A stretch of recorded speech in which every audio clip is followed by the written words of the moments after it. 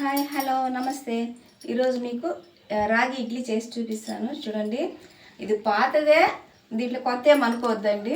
చూడండి, రాగులు ఇలా చిన్న గ్లాసులో తీసుకున్నాను. నేను 3 గ్లాసులు తీసుకుంటాము. 3 గ్లాసులు తీసుకున్నాను. 1 గ్లాసు ఉద్దిపప్పు. దీన్ని బాగా కడిగేసి బాగా నానబెడతాము. నానబెట్టేసి కడిగేసి క్లీన్ చేసేసి పెట్టుకుందాము. తర్వాత ఇలా కడిగేసి బాగా ఒక 6 గంటల సేపు అయినా నానబెట్టండి. నేనైతే మీకు చూపించడానికి ఇలా చెప్పాను. ఇది మిక్సీకి వేసుకునేసేయండి, లేదంటే మిషన్ అయినా పర్వాలేదు. ఇలా వేసుకొని ఇలా చూసినారంటే తెల్లారికి బాగా పులిసిపోయి ఉంటుంది. చూడండి, దీనికి కొద్దిగా సాల్ట్,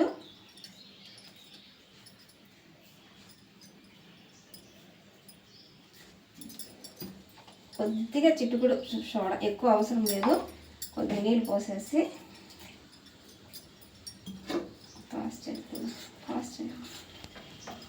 ఉప్పు సోడా పైన బాగా కలిపేటట్లు బాగా కలిపేసుకునేసేయండి.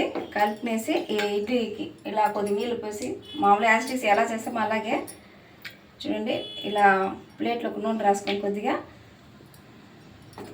ఇడ్లీలు పోసేద్దాము. చాలా మంచిది ఇది. మనం 4 ఇడ్లీలు మామూలు ఇడ్లీ తిన్నామంటే రైస్ది, ఇది 2 తిన్నా కూడా కడుపు నిండిపోతుంది. మనకు కావాల్సిన పోషకాలు కూడా నిండుతాయి అన్నమాట. ఇది పాతదే, కాకపోతే స్వీట్ మెమొరీ అంటారు కదా, పాతది తలుచుకున్నప్పుడు మనకేమనిపిస్తుంది అంటే అలా చేయాలా అంటే వదిలేస్తాం అనమాట పాతవి. అలా కాకుండా అలా చేసి చూపించామనుకోండి, మనం కూడా చేద్దాము అనేది ఒక ఐడియా వస్తుంది, తినాలనిపిస్తుంది కదా. అందుకే మీకు చేసి చూపించాను. చాలా మంచి ఎనర్జీ ఇచ్చేటటువంటి ఫుడ్ని మనం ఎందుకు వదులుకోవాలా. మీకు దీంతో పాటు ఏ చట్నీ అయినా చేసుకోవచ్చు, బాగుంటుంది. నేను టమాటా చట్నీ చేసి చూపిస్తాను, కారం చట్నీ.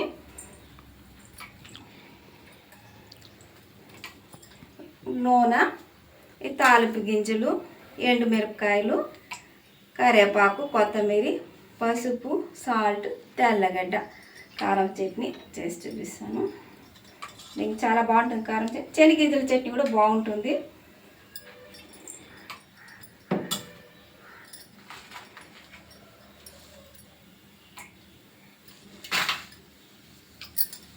మిరపకాయలు వేసేస్తాను.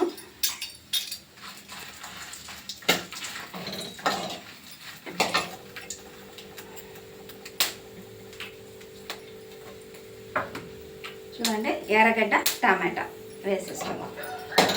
ఫస్ట్ ఎర్రగడ్డ వేసేస్తాము.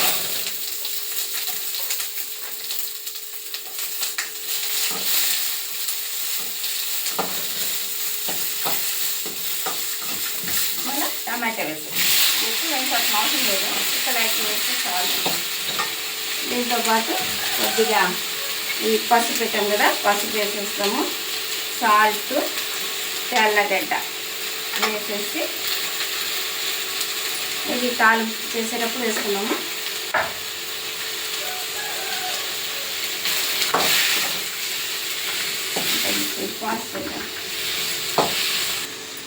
బాగా వేగిపోయింది టమాటా అంతా, ఎర్రగడ్డ అంతా. ఈ చింతపండు వేసుకొని కొంచెం బాగుంటుంది. వేసుకునేసి కొంచెం లైట్గా అంటే మిక్సీకి వేసుకుందాము ఆరినాక. ఇలా జార్ పట్టేసుకునేసాము. ఇప్పుడు తాలింపు చేసుకునేస్తాము. నూనె కొంచెం వేసుకునేసి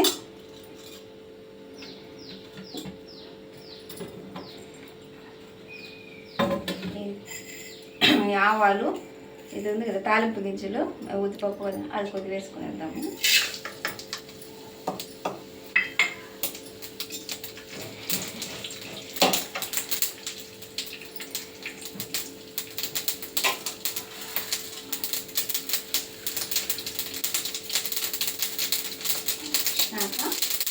కరివేపాకు వేసేస్తాము.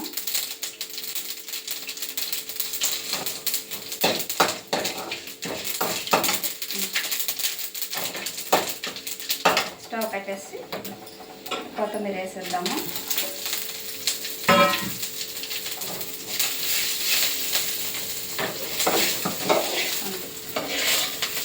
ఇంట్లో వేసేస్తున్నాము.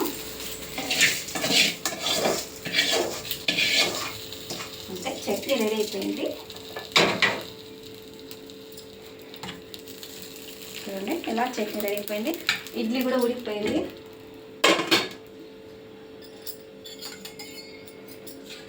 ఇడ్లీ కూడా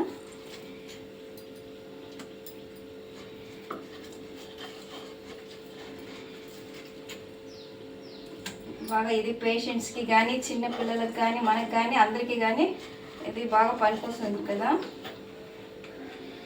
అంత ఎక్కువ తినాల్సిన అవసరం లేదు, కొద్దిగా తిన్నా కూడా బాగా కడుపు నిండుతుంది. మనకు కావాల్సిన పోషకాలన్నీ కూడా అందుతాయి అన్నమాట ఈ ఇడ్లీలో.